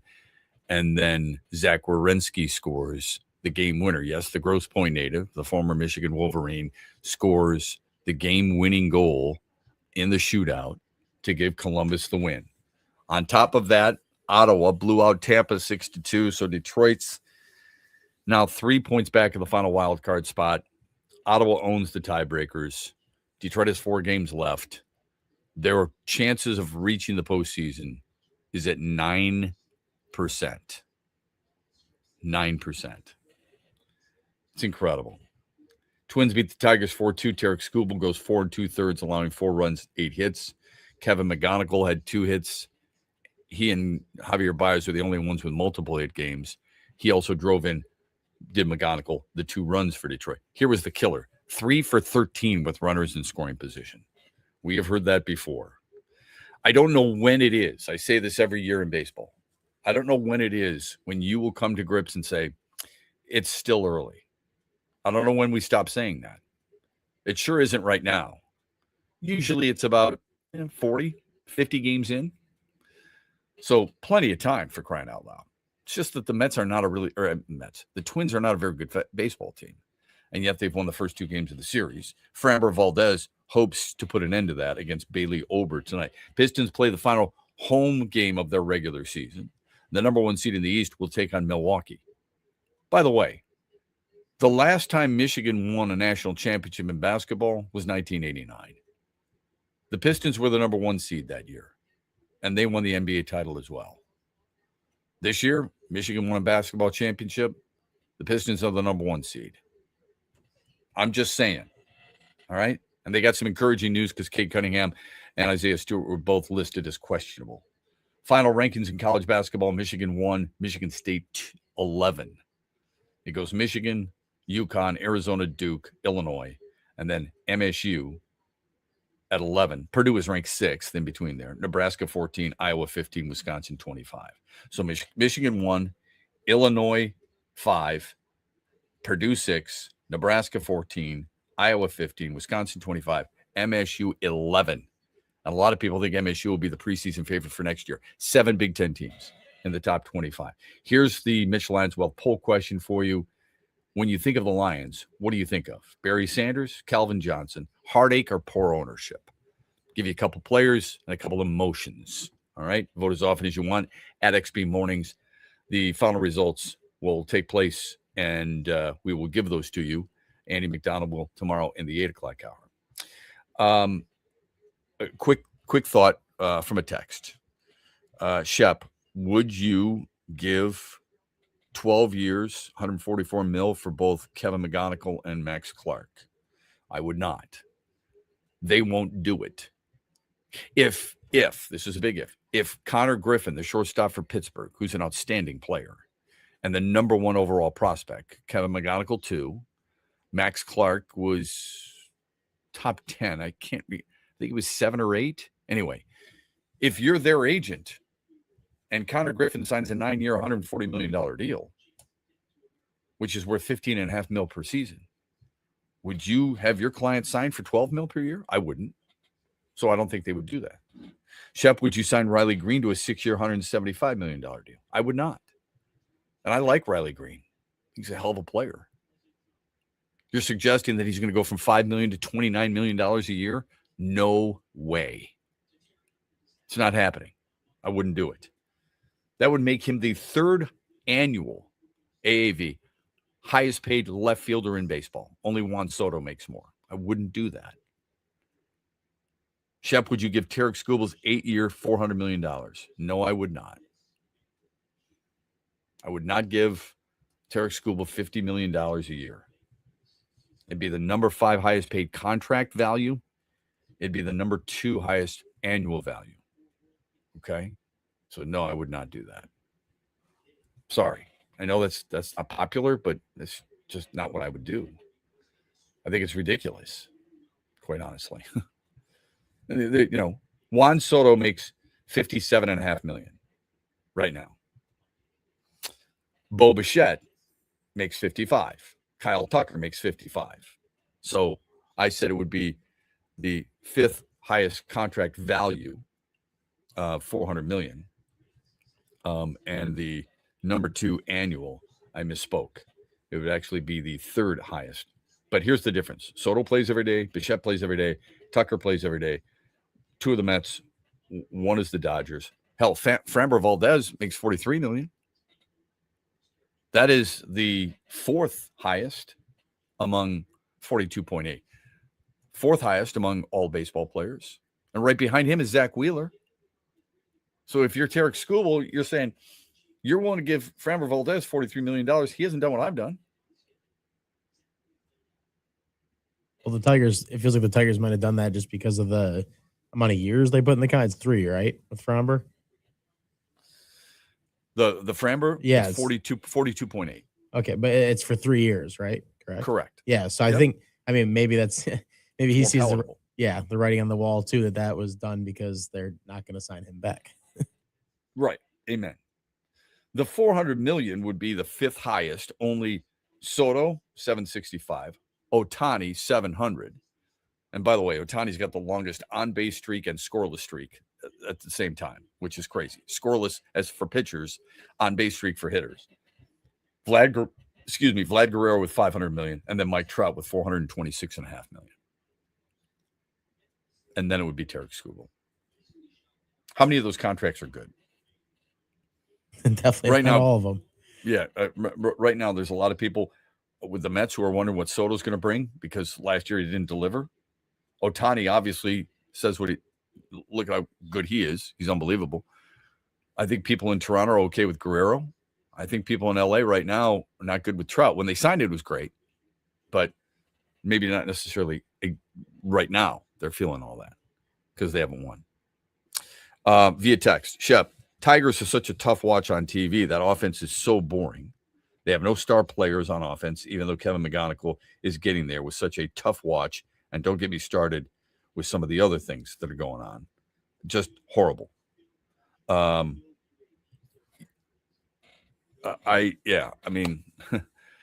If your team isn't scoring runs, if your team's not scoring runs, I get it. I mean, stationary baseball is the worst. Boom, boom, boom, guy to first. Boom, boom, boom, guy to second. Boom, boom, boom, guy to third. That was not the Tigers a year ago. And I don't think it'll be the Tigers this year. Tigers are one of the better teams in baseball a year ago, taking the extra bag. My hope is that they can do something similar this year. The hard part for me watching, among other things, is that you feel like there's too many lulls in the lineup. You like the top, and then you feel like, well, it's really, you're almost holding your breath for the middle, and then the bottom, you're like, we got no chance. That's the way I feel anyway. Yeah, how many times does it get to the point where there's a couple runners on base and maybe 1 out, and you think to yourself when somebody comes up towards the back half of that lineup, they're for sure going to drive in the run. It never happens for me. It's limited. Yeah. Without a doubt. If that's why 3 for 13 with runners in scoring position. If I said to you, this is probably unfair, but if I said to you, you're in the dugout and you're looking at the Tigers lineup, give me the guy you got to have. There's not. Give me the guy you got to have. I'm not saying Minnesota's got that guy either. Okay. Sure. Maybe in his heyday when he was healthy, Byron Buxton. Maybe Royce Lewis when he's healthy. There's nobody out there that makes you go, man, I'd do anything to have that guy. No, when the really good teams have that, like Bobby Witt Jr. And KC's not a really good team, but I'm saying that's the type of player I'm asking you about. They don't have it. It might be Kevin McGonigal. It's a big might. If I'm going to judge, if I'm not going to judge this team based on 11 games, I can't judge Kevin McGonigal on the same thing. But it sure looks promising. Quick break here on X's and Bros, then we're back with more, brought to you by Avello Airlines. Stay with us. In the Den with Dan Dickerson.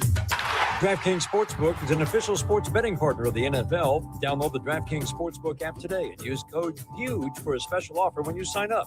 That's code HUGE, only at DraftKings Sportsbook. Before Framber Valdez's opening day start, I asked manager AJ Hinch what Tiger fans are going to like the most about watching him pitch this year. Well, first, AJ says Valdez pitches with emotion on the mound, kind of like Tarek Skubal. He's learned to channel it, and that resonates, he says, with this city and this fan base. It leads to a certain aggressiveness, and as AJ put it, he gets after it. Valdez wants to keep the pitch count down, work deep into games. One of the things that impresses AJ the most is Valdez's ability to reset during and after an inning where things don't go well. He says you can't do anything about the last pitch, so calm the mind, focus on the next one. AJ says it might be the most important tool that any pitcher can have, and developing it has turned Valdez into one of the best pitchers in the game.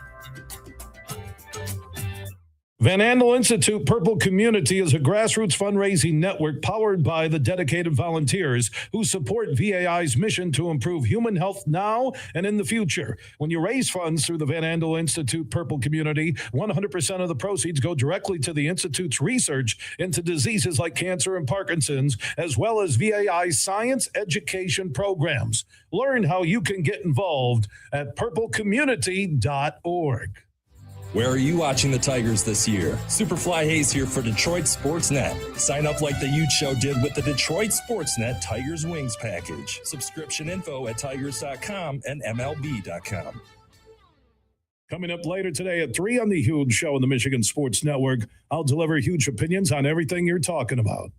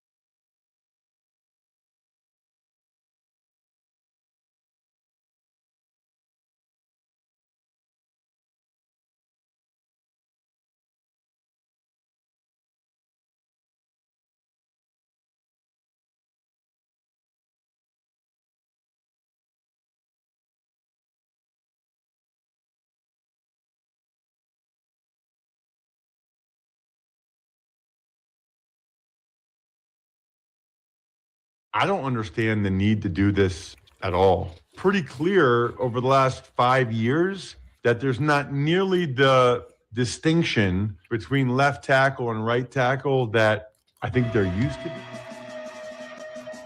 That's Ross Tucker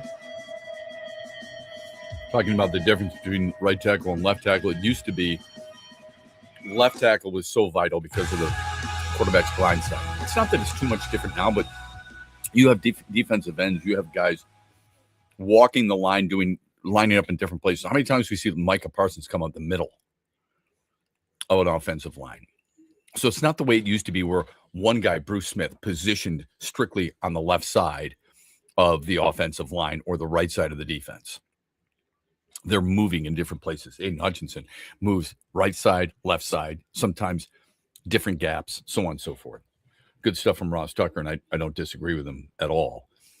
As you know, we get closer and closer, less than 2 weeks away now, about 2 weeks away from a little bit more than 2 weeks, I'm sorry, for the NFL draft in Pittsburgh. Real quick, not that we're patting ourselves on the back here by any stretch, but finally, people are starting to notice one specific player when it comes to the NBA MVP discussion. I wish it was Cade Cunningham. They have the rule of 65 games. You can disagree with it, but you got to play at least 65 games. I always ask people this: how many is too many? There's a reason they use the number 65. There's a lot of people pushing back on that right now. 65 out of 82. You know, what is it that you feel is the biggest? What should be the determining factor in something like that? So if you play 65 games for the 82, you're playing 79% of the games. You know, those who I talk to, fans, they want to go to a game and they want to make sure that the best player is playing, right? They hate the load management. Old guy will tell you, I'm one of them. Old guy will tell you, those guys back in the day, Bird, Magic, Jordan, Isaiah, Joe Dumars, they didn't miss games. There's no load management for those guys. But today there is. What's wrong with asking somebody to be there 79% of the time? You're not asking for 100%. So I don't mind the 65-game regulation. I think it's good. So unfortunately, because Cade Cunningham's injury, he's not going to get there. Others will. I don't even think if Cade Cunningham played as many games as some of these others, Shea Gilgeous-Alexander, Victor Wembanyama, that he would have been there, unfortunately. I like to think he would have, but I think people are just in awe of past winners. Luka Doncic was actually being discussed as well. The odds, and these odds are courtesy because there's so many different websites and different players and different things that you could use. The odds, according to BetMGM, Shea Gilgeous-Alexander, a minus 5,000. Victor Wembanyama, plus 2,000. Nikola Jokic, a plus 6,600. He's finally in the conversation. When he won the MVP 2 years ago, he averaged 26.5 points per game, 12.5 rebounds, and 9 assists. All right? This year, he's averaging 28 points per game, so 1.5 more per game. He's averaging 13 rebounds, which is a half rebound more. And he's averaging 11 assists, 2 assists more. Leads the league in triple doubles by a wide margin, double doubles. I mean, every single night. It's incredible. His team isn't the number one seed. He's not the freak of Victor Wembanyama, although he taught Victor Wembanyama a very valuable lesson over the weekend. I don't know how many people are going to look at it that way. Just because he's already won the award 3 times doesn't mean he shouldn't win it a fourth. We had that argument for Shaquille O'Neal back in the day. I can't believe he didn't win more than one. How did he lose to Steve Nash? All these other things. You can have the same conversation now, okay? He's averaging a career high in points and assists per game. He also leads the league in rebounding. And the only reason I say that, just because it's a personal high, Most people would say that doesn't matter. It does when you've won 3 MVPs. If you've won 3 MVPs and you're having better years than all 3 of those seasons in 2 significant categories, leading the league in a few other significant categories, I would think that matters, okay? When you're shooting 57% from the field and 39% from 3 and 83% from the free throw line, that is out of sight numbers, okay? He deserves to be part of it. There's no question. Jaylen Brown, I think, also deserves to be in that conversation. And I've said that over and over and over. I think Victor Wembanyama is going to win it, or Shai Gilgeous-Alexander, because people can't be moved off that spot when it comes to Shai Gilgeous-Alexander, who deserves to be in the conversation. Jokic is just something else, man. He's just an incredible player. Let me get to the final results of the poll question. I just had to bring that up because you and I have been talking about this for close to a month now. We've been saying, why isn't this guy in the conversation? Why is it being limited to just a couple of players? Now people are actually invoking him in the conversation. The problem is it's too late. In all likelihood, it's probably too late. Our Mitch Lanswell poll question from yesterday. Is Michigan the best college basketball team you've ever seen? What's interesting about that is that I've seen a ton of people complaining about Michigan even 2 days after they won the national championship.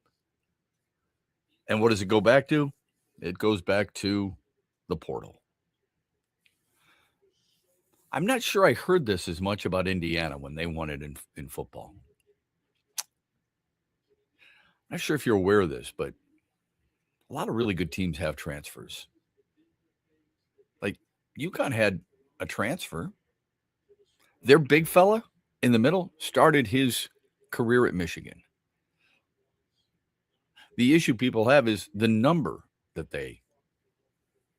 Michigan has, specifically 5 starters. It's okay with the Fab 5 freshmen, but you don't want 5 transfers. Dusty May's in his second full season. Did you think he should start with all freshmen? This is what I ask people. I'm not defending Michigan, okay? I have no skin in this game whatsoever. He pretty much came out and said it at one point this year. He said, well, like, did you want me to just lose? Do you want me to just go out there and lose? He didn't say exactly that way, but it was just like, if he doesn't go and get transfers? I mean, in today's college basketball, how does he compete at this level, which he wants to compete at? Do you know that almost half the eligible players in college basketball are transferring? Over 2,000. It's amazing, but it's true. But this is the world we live in now. I mean, let's just chastise one team. As I remind people, Cadeau, people in North Carolina didn't think he could play. He started every game last year. His numbers were actually better at North Carolina than they were at Michigan, outside of the 3-point shooting.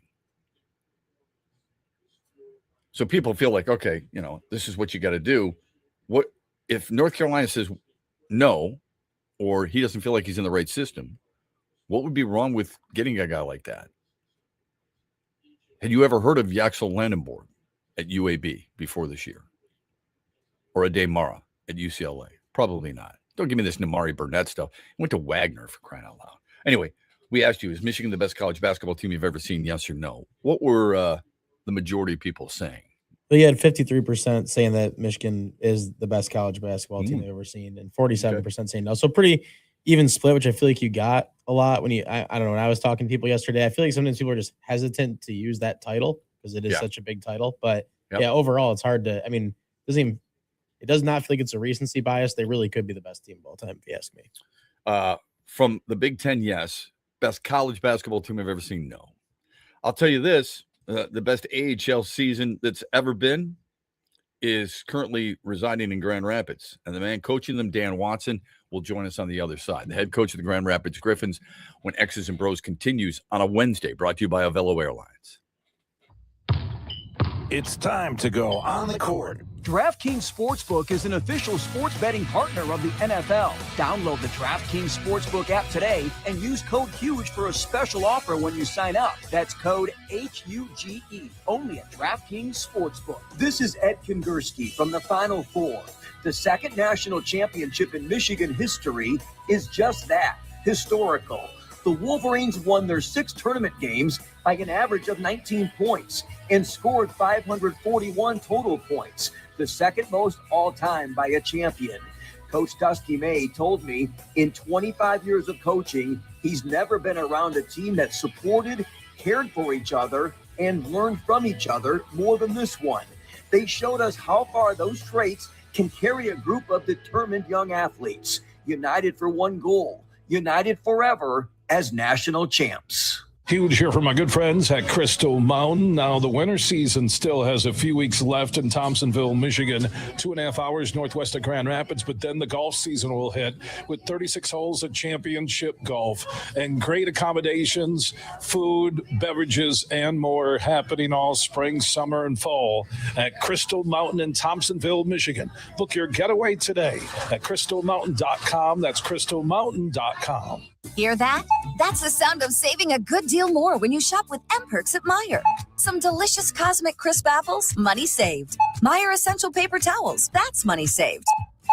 Savings, savings, savings. Because every dollar spent is also points earned in M-Perks, which you can use to save on your next grocery trip or up to $1 off per gallon on your next tank of gas. At Meijer, we work hard to help you save a good deal more for a whole lot less. That's bringing more good to life. Exclusions apply. See mperks.com for details.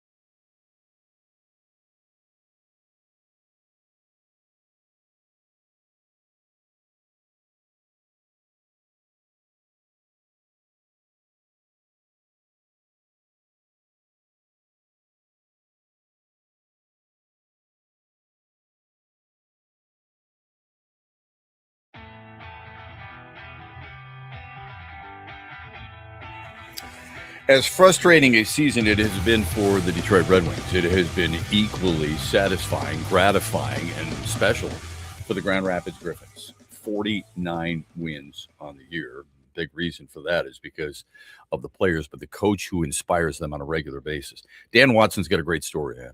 I mean, the ECHL is a tough place to coach, and yet he did it with success, gets the proper call to the Grand Rapids Griffins on June 14th of 2023, and things have not been the same for Grand Rapids because he has instituted a massive winning culture there, and they're one of the best teams of all time in AHL history, and the head coach of the Griffins joins us here on X's and Bros. Coach, we appreciate it very much. It is a great story.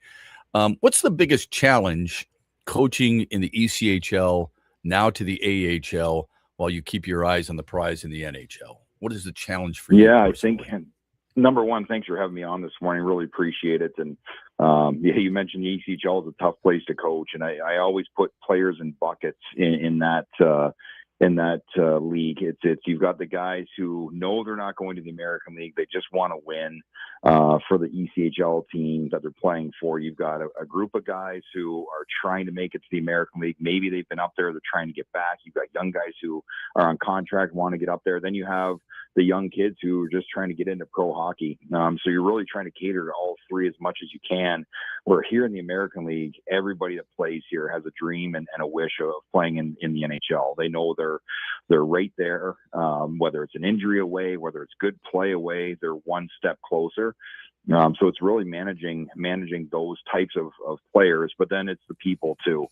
For me, it's all about managing people, building relationships, having the trust, having the respect. I think that goes a long way in team success, and I've been fortunate enough to work with great staffs along the way, both Toledo and here in Grand Rapids, and we're all aligned. And I just think it makes it fun for the guys to come to the rink every day when they have good friends on the team. Yeah, and winning cures everything, right? And the success has been constant. It's been consistent. That's a hard thing to do in life, let alone sports, is be consistent. How have you been able to keep your team consistent, do you think? Well, I think it number one, I just think our mentality, right from day one, everywhere I've gone, it's been work ethics number one. And I can make guys work by the drills we do. You can line guys up and skate them. What you have to get guys to do is compete, and that's different. I could throw a puck against the boards and say two guys go get it. Who wants it more? That's competition. That's competing. So I think our practices, I think the way we practice translates to our games. It's high tempo. There's pace. There's competition within it. I do believe that the way you practice, the way you carry yourself on a day-to-day basis, whether it's off-ice training, whether it's a team activity, everyone's doing it together. And I just think that promotes culture. And like you said, winning can cure a lot of things. You can overlook a lot of things when you're winning. But there's momentum behind it too. You start winning, you feel good about yourself, you feel confident in what you're doing. And that's just how we operate. How would you describe your team's DNA? I would say we're just a relentless group on the puck. And when we don't have it, we hunt and we get it back. That's our philosophy. I think our forecheck is extremely good. I think our tracking back to our zone is extremely good, and it's a mentality, and that's all it is. And as long as you do that with detail, you do that with good habits, but it's a mentality. And we've talked about that being our identity this entire season, just being relentless on pucks every time so we can get it back. And usually when you have the puck, it's fun. Guys want to play with the puck and not without it. So let's work hard to get it back. He will be coach of the year, and if he's not, there should be an investigation. He is Dan Watson, the Grand Rapids Griffins head coach, joining us here on X's and Bros. I know you don't like to single out players, and it's not necessarily fair because everybody has contributed this unbelievable run, unbelievable season in different ways. It's not always about points. It's not always about assists. It's not always about plus minus. The little things that a lot of players do, I'm sure, catches you and your staff's eye more than it does for people who are looking at box scores. But can you just talk about a few guys for us who have really impressed you in ways that maybe we don't always see? Yeah, absolutely. I think Sheldon Dries, I know he does get some points, and he's such a professional. He shows up to work every day, and then it's important to have experienced guys like that show the young prospects how to do it the right way. He's in great shape. He eats the right way. He trains the right way. The detail that he has in his game, he does everything the right way. Yes, he gets rewarded with goals and points. He's on our power play. He's on our penalty kill. He's a leader for our team. But if you just watch the detail that he plays with, it's incredible. And, we're fortunate to have him. Another guy that's been progressing all 3 years is Antti Tuomisto, defenseman. I think with him, he has great vision. He moves the puck at the right times. Very rarely gets beat one-on-one. His game has steadily increased to put him now with our top pair with Eric Gustafsson. He also plays on the penalty kill. He's been on our power play. He's very versatile in the way you can play him, but he's a guy that people should watch and see how he does things. And then another guy too is I'd say both goalies. I mean, to be honest with you, yes, their numbers speak for itself, but we aren't where we are without good goaltending, and we've got two of them. Guys feel confident when they're in the net. They command the game. I just think that they've both steadily progressed in their game, and they're calm, they're confident, and we're going to need that down the stretch here. Help the average fan understand the communication between Grand Rapids and the Red Wings. How often are you talking with Sean Horkoff, who's your general manager and the assistant GM for the Red Wings? How often are you talking with Todd McClellan to talk about various young guys who might be able to come up and help the parent team? Yeah, I think with Sean and I, obviously he's my boss, and we have a great relationship. We talk almost daily. How is practice? Wants to know how the vibe of the room is. Anything that he needs to step in on.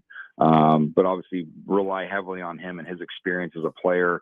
They definitely see the game a different way being in the NHL. So just relying on his experience that he's been through. But we talk almost daily. And then with Todd, it's when needed, to be honest with you. It's, if it's a young guy being sent down, things he needs to work on to get back to the NHL or be able to stay in the NHL. It's such a hard thing to do. Or if there are guys called up, there's going to be moments where that phone call happens. But a lot of times they've got a great pulse on what's happening here. I know some of their staff members watch our games, so they know what's going on. As likewise, we watch every single Red Wings game that we possibly can. And so there's that constant communication, but also just understanding where both teams are at and where individual players are at. It comes through watching games and the communication through management. You mentioned goalies. Sebastian Cossa, I believe, has played in 37 for you so far. He's 26, 7, and 4. How has he grown his game? It's a maturity with Sebastian, to be honest with you. It's just making sure that he consistently does things every day that's gotten him to this part and gotten him to success. So the easiest thing to do is, I'm having success. I don't need to do this part anymore. I don't need to do that part anymore. I'm good. It's just making sure he consistently stays on top of that. And it's routine. It's habit driven. He's done a really good job of that from the first year I had him in Toledo in the ECHL to the fourth year now.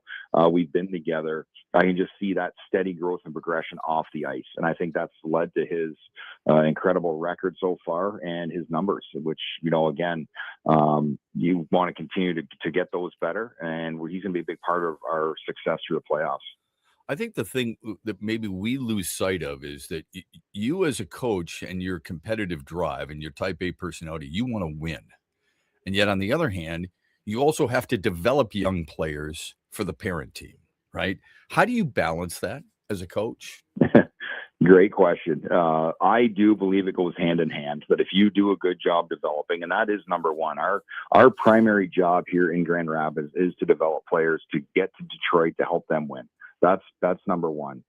We haven't lost sight of that, and we have a great staff around us. We do have a skating coach. We do have a skills coach. We have 2 assistant coaches and a goalie coach who do a great job, and we are focused on that. We want to make sure that everyone gets better, and it's not just the prospects. We want to make sure the older guys, the experienced guys, there's still room for them to grow so that they can get call-ups. As you look at Dominic Shine and Dries and Leonard, they've all been up there as well as experienced players. So my belief is you develop the team, and when you win, that development happens quicker.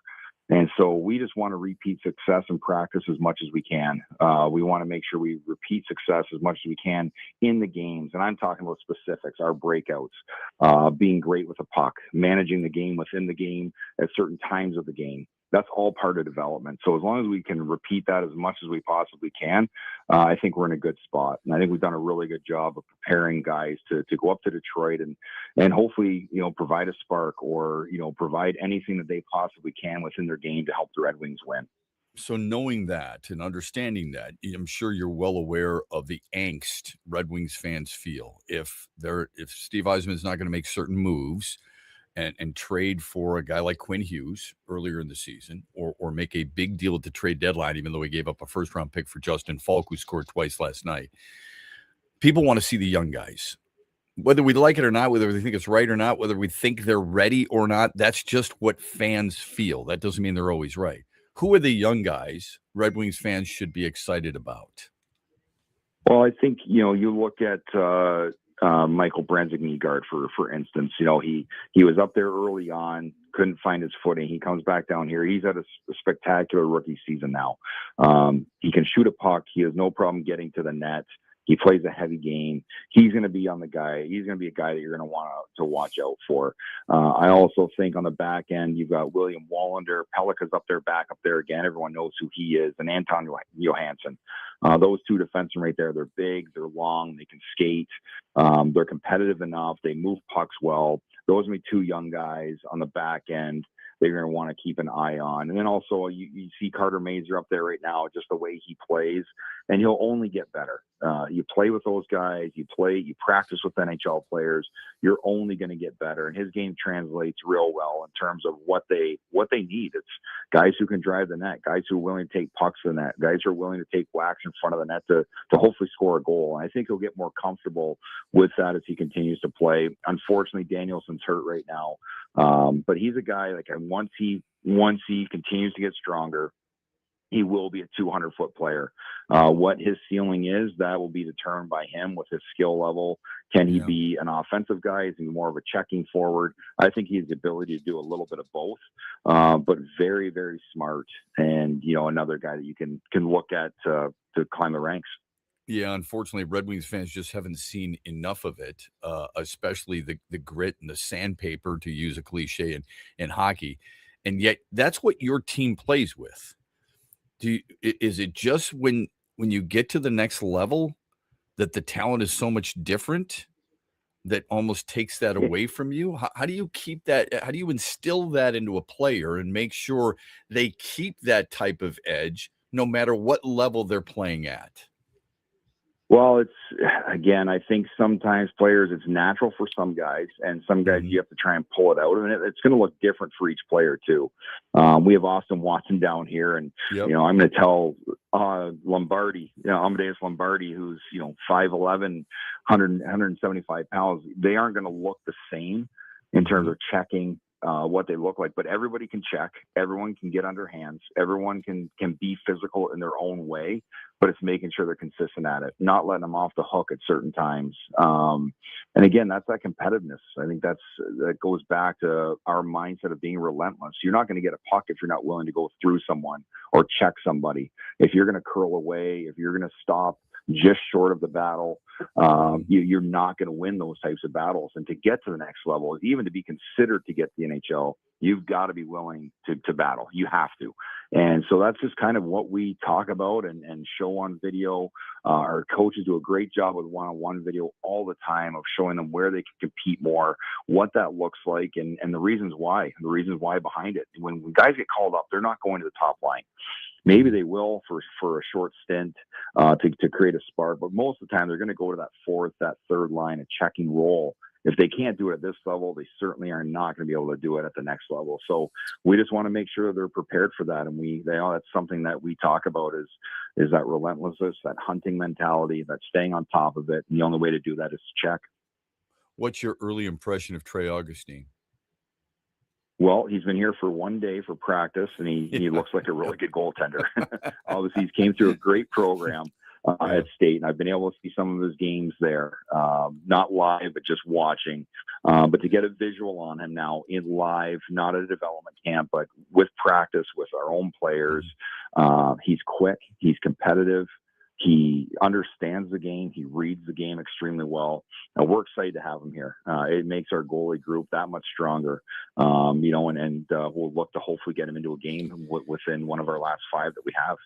Yeah, it's kind of an unfair question after just one day of practice, but I know you've seen him play a lot at Michigan State, even though you've been really busy. Last question for you. Winning's hard. It's really hard, and especially when the playoffs begin, because the playoffs are different than the regular season, as you well know.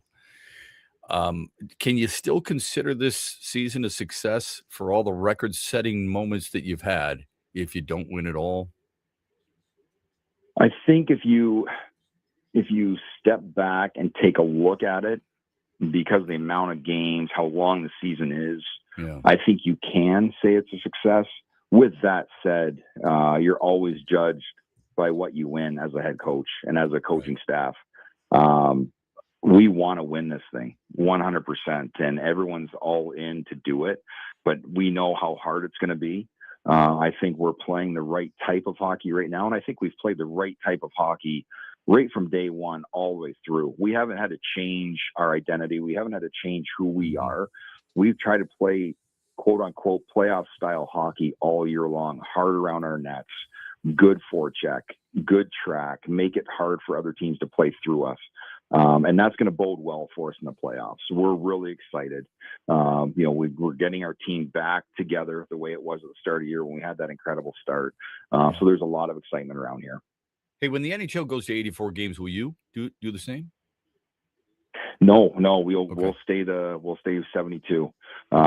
We might get some exhibition games now, which might change the look of training camp, and I think that's going to be the biggest thing for the American League.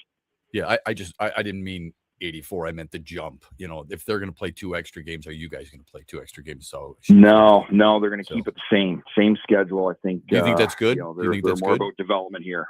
Yeah. Okay, is that a good thing? Do you think? Yeah, I don't mind it. Okay. I don't mind it at all.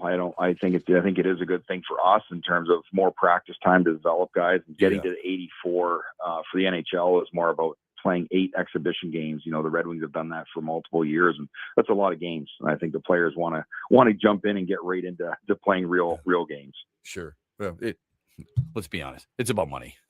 Okay, it's about TV revenue. I mean, that's what it's about, and that's okay. Extra, I don't expect. I don't extra home games. That's right. Yeah, I don't expect you to admit that. I mean, everybody knows that's what it's about. I wish it was more about practices, because I think they should have that opportunity to do more of it.